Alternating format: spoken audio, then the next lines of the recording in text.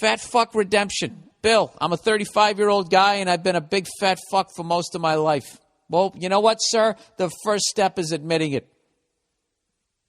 The fact that you can call yourself a big fat fuck, you know? It's like me when I go through my periods when I know I need to quit drinking. It's what I say to myself. Oh, Billy Fat again. Big fucking stupid fucking head full of booze. Big John Travolta fucking head loser. Stop your drinking. That's what I do. Or else I won't listen to myself. Has this podcast gone off the rails? I feel like I can't even think right now. Anyways, I developed an amazing set of breasts at the tender age of 13. All right, this is a guy. I just had to look at the name. That still puts both of my sister's racks to shame. 420 pounds was my heaviest, but I am also 6'7" and built like the Irish Sasquatch, so I carry it pretty well. You see what I'm saying? This is why this guy's so funny. He grew tits at 13. He's 6'7". He's 420 pounds. There's no way to not look like that and not be a funny motherfucker. About 10 years ago, I dropped 150 pounds through diet and exercise. I had a whole new life, new career, beautiful women, the whole shebang. I had a good 7-year run. Yeah, dude, that's great, man. 7 years. You're a funny motherfucker. You're 6'7". They probably feel like they're being held by a big bear. You make them feel safe, and next thing you know, they're fucking you. I totally see it. Totally see it. So anyways, he says, so here's my dilemma.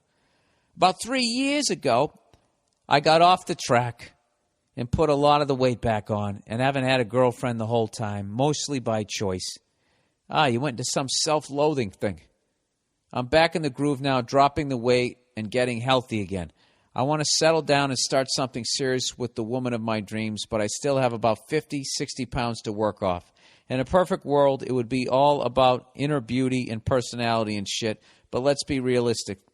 A smart, talented, good-looking, health-conscious woman is just not going to settle for a dude who is swinging around bigger tits than her.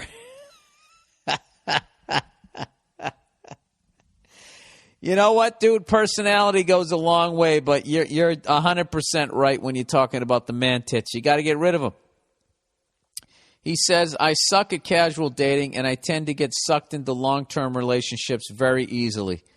So my question is, do I wait till I'm in the prime shape again before I start getting serious with anyone? I'm not trying to be perfect, but I'm not looking for perfection. But I just want to be smart about it. What do you think about the brick top? All right. You have to learn how to. Not only are you losing weight, but you got to learn how to date, dude.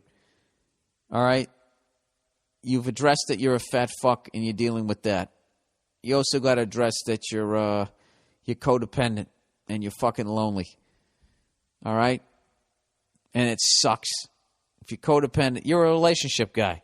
So it's very easy for you to get sucked into relationships. But, you know, you can't take the first thing that comes down the pike.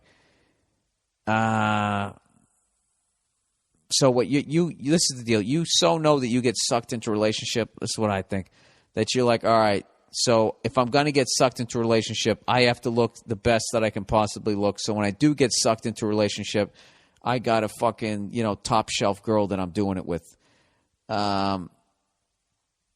I don't know. I don't think that that's going to work personally. I think you need to learn how to date. Just go out and start dating.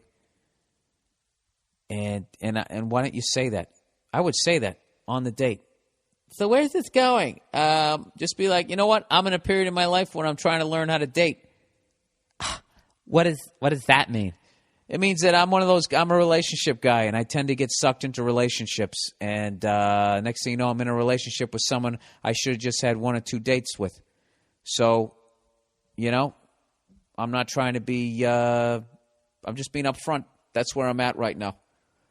So I have a list of questions, and judging by your answers, will depend if there's going to be date number 2. You don't have to say that last part, but definitely you gotta come at it that way, man. Just come right out of the gate like that.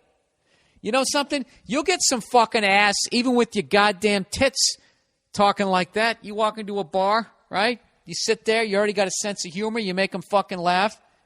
Some girl's eventually going to come walking up to you, some mess, or maybe some fucking borderline cutie. They're insecure too, you know? Maybe they don't like their fucking ass. Who knows what, right? They come walking up to you. What's your deal? What are you doing just sitting here? You know? And you just start talking about, there's nothing a fucking broad likes better than some fucking guy who's sitting there who's actually taking stock in himself, who seems like he's going to start taking life seriously, okay? Because they look at us and they see us for the morons that we are, led by our dicks, playing in mud puddles, breaking shit, acting like a bunch of fucking gorillas. So when they see somebody who's actually sitting there contemplating about where the fuck they're going in life and what they want, they're attracted to it. Not to mention you're 6'7", they're going to feel safe, and then they got to be wondering, well, is his dick 5'7", right? So you just hit him with that line. What are you doing? I'm trying to figure life out. I have to learn how to date. And they'll be all over it. What do you mean? Dating's easy. You should have fun. Next thing you know, her fucking hands on your thigh. Right? Couple of limes in the Coronas, and next thing you know, whatever. All right. Hey, that's what I hope happens for you.